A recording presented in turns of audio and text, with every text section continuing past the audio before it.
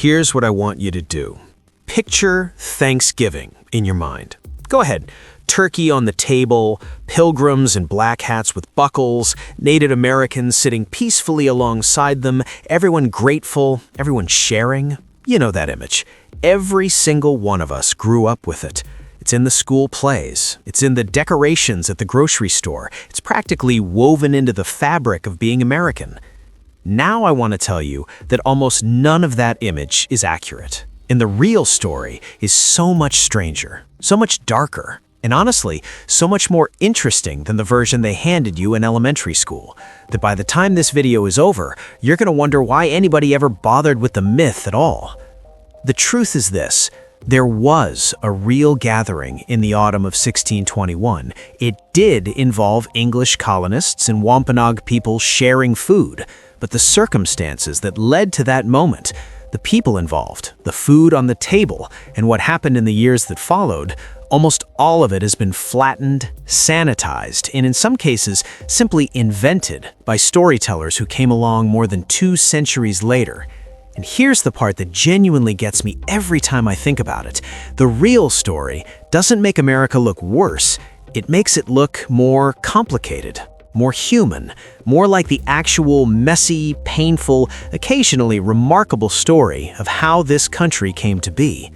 So let's go back to the beginning. Not the beginning they taught you, the real beginning. Let's start with who the Pilgrims actually were, because even that part is misunderstood. The people who crossed the Atlantic on the Mayflower in 1620 were not a generic group of people seeking religious freedom in some broad, inspirational sense. They were separatists, a specific, radical faction within English Protestantism who had broken completely with the Church of England at a time when that was genuinely dangerous. They had already fled to the Netherlands years earlier, living in Leiden, where they had the religious freedom they wanted. But they weren't happy. The Dutch culture was influencing their children. They were aging. They wanted their own community, their own piece of the world, where they could live exactly as they believed God intended. And so, they struck a deal with investors, loaded onto a ship called the Mayflower, and set out for the coastline of what we now call New England. There were 102 passengers on that ship. The crossing took over 2 months, and it was brutal. Storms, sickness, miserable conditions. 1 person died on the voyage. 1 baby was born. When they finally dropped anchor off the coast of what is now Massachusetts in late November of 1620, it was already winter. They had arrived with no shelter, limited supplies, and absolutely no preparation for a New England winter. What followed was one of the deadliest winters any group of colonists ever endured on American soil. By the time spring arrived, nearly half of the passengers who had crossed the Atlantic were dead. Nearly half. If you ever wonder why we talk about the Pilgrims with a certain reverence, this is why. The people who survived that first winter were made of something extraordinary. But here is the part of the story that almost nobody tells, and it is essential to understanding everything that comes next. When the Pilgrims arrived on that stretch of coastline and found cleared fields, open land, and an area that seemed almost prepared for settlement, it was not empty because it had never been inhabited. It was empty because everyone who had lived there was dead. Just a few years before the Mayflower arrived, somewhere between 1616 and 1619, a catastrophic epidemic swept through the coastal Algonquian peoples of New England. Historians and epidemiologists have debated exactly what the disease was. Leading theories include leptospirosis, a form of plague, or a viral hepatitis. But whatever it was, it moved through these communities with devastating speed. The mortality was staggering. The village of Patuxent, which had stood on the very land where the Pilgrims would build Plymouth Colony, was completely wiped out. Not most of the population, everyone. The Pilgrims found the cleared fields, the empty dwellings, even unburied bones, and they moved in. Some of them, including William Bradford, who would become their governor and chronicler, interpreted this as divine providence. God had cleared the land for them.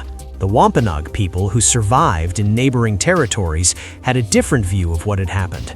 one shaped by grief, fear, and the very real awareness that whatever these English strangers had carried across the ocean might kill again.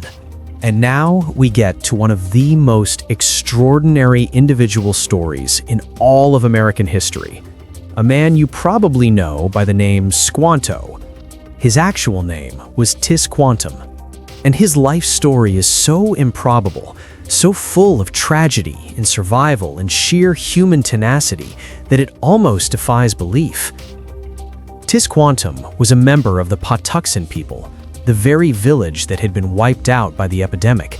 But he was not there when the disease struck, because by that point, he had already been enslaved and taken to Europe.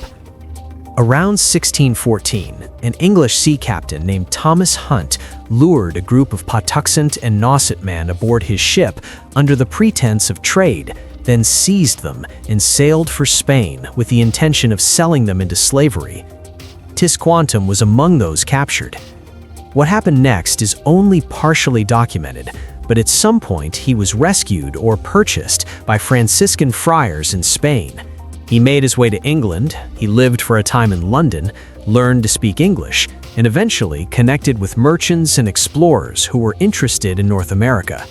He crossed the Atlantic again, more than once, and finally returned to his homeland in 1619, only to find that his entire world was gone.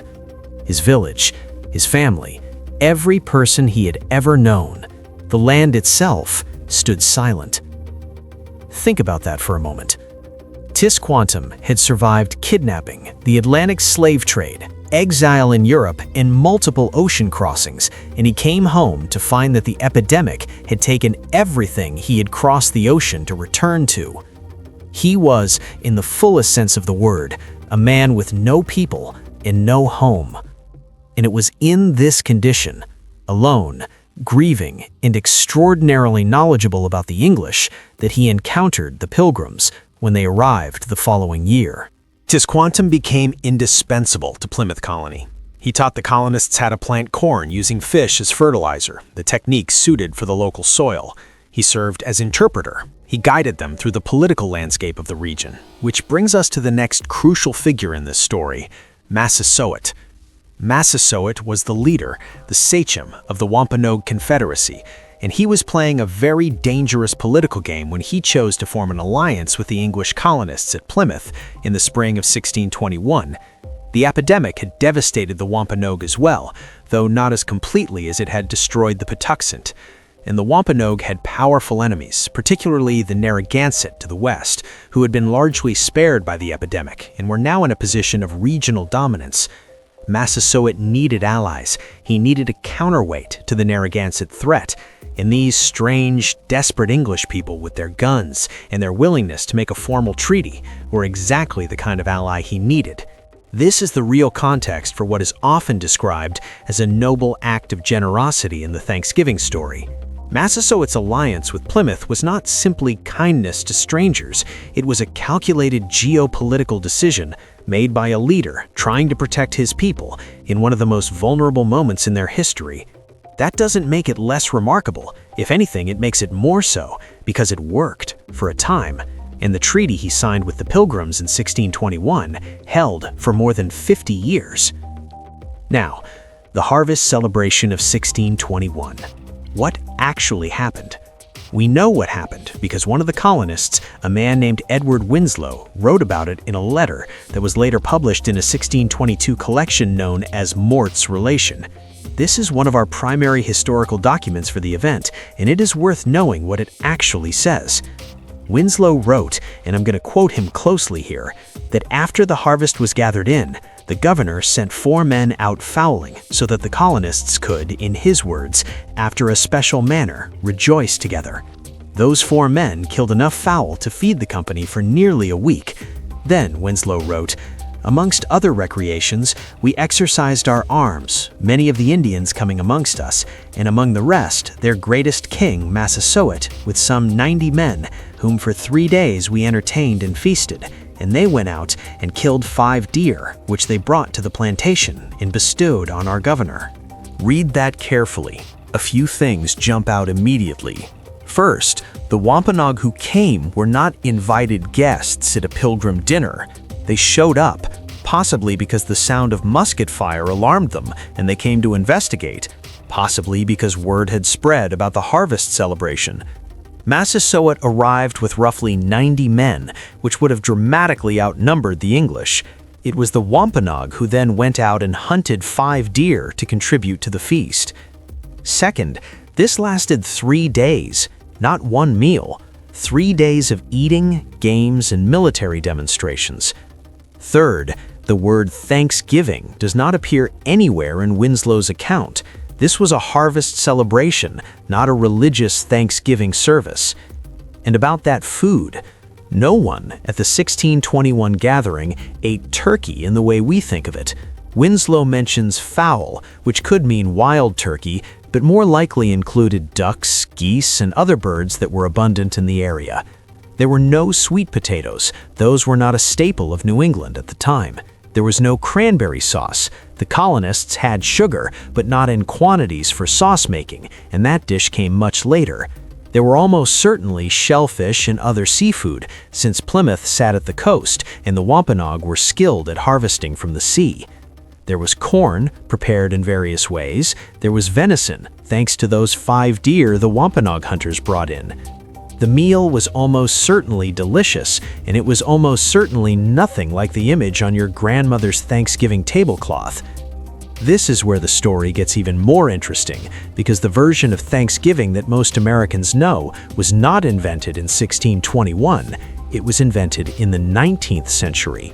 The holiday as we recognize it, the specific date, the specific meaning, the national character, was largely a creation of the decades between the 1840s and the Civil War.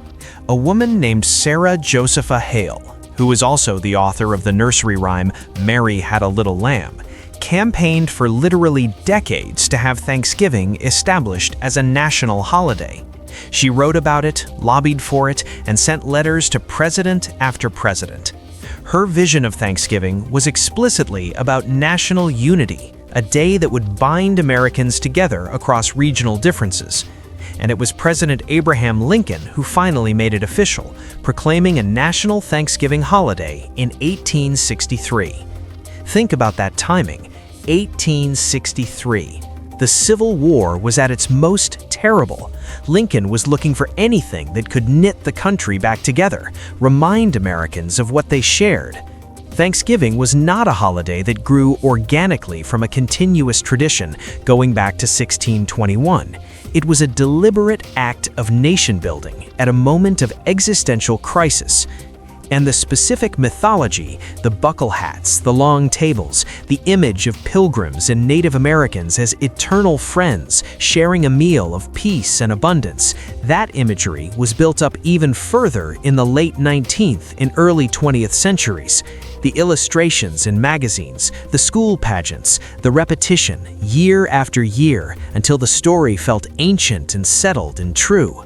Norman Rockwell's famous painting, Freedom from Want, the big turkey, the gathered family, became the visual template for Thanksgiving in the American imagination, and it had nothing to do with 1621.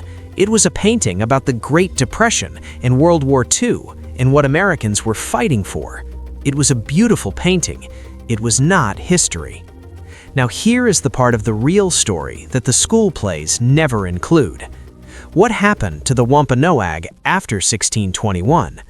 Massasoit lived until the early 1660s, and the alliance he had forged with Plymouth Colony held through his lifetime, more or less.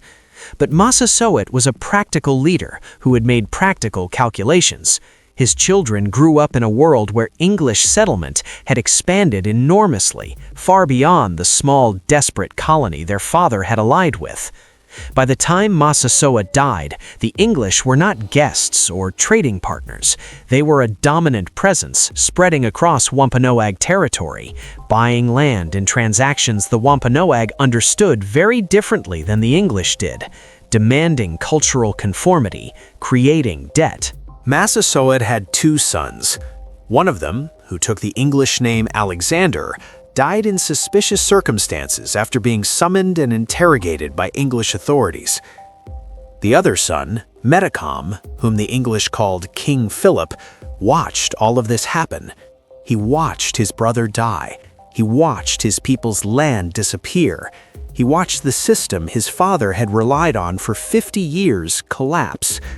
And in 1675, he led a coalition of tribes into a war against the English colonists that historians now recognize as one of the most devastating conflicts, proportionally, in all of American history. King Philip's War, as it was called, lasted roughly 14 months. Towns burned on both sides.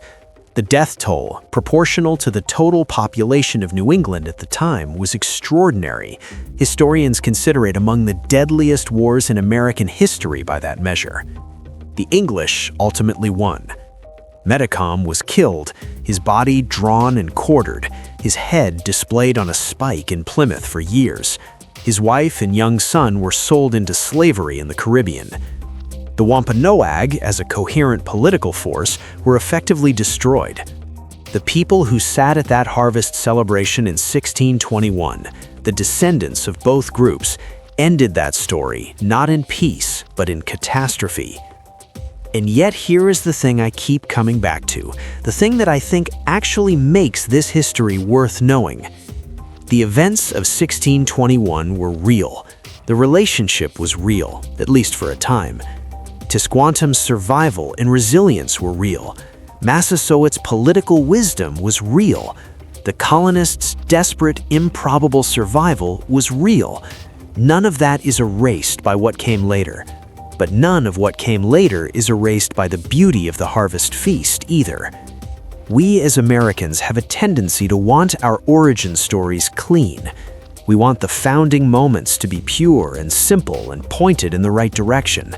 And Thanksgiving has been carrying that weight for a very long time, asked to be a symbol of harmony that wipes out complexity, a national myth that papers over a history that deserves to be understood in full.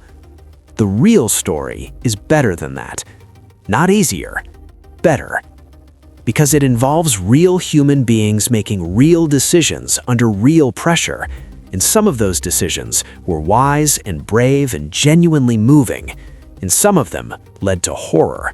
And understanding all of it together is what it means to actually know your own history. Tisquantum, the man who had been kidnapped, enslaved, exiled, and returned to find his world erased, chose to help.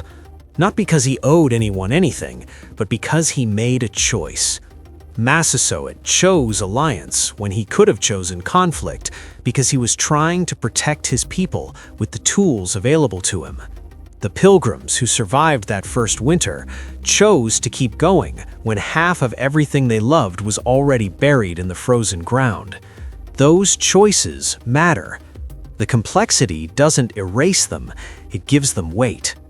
So this Thanksgiving, when you sit down at that table, whatever your table looks like, wherever you are in this country, maybe the most American thing you can do is hold both things at once, the feast and the conflict, the survival and the loss, the myth that made us feel good and the history that makes us think.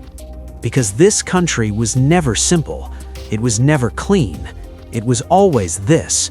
People trying, failing, surviving, building, destroying, and sometimes, on good days, actually showing up for each other. That is a harder story than the one with the buckle hats, and I think it's worth telling.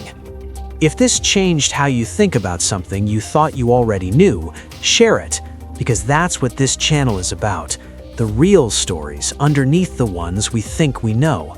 If you want more American history that actually holds up when you check the sources, subscribe and hit that notification bell. And tell me in the comments, what did your school tell you about Thanksgiving? And what do you think now? I read every single one. I'll see you in the next one.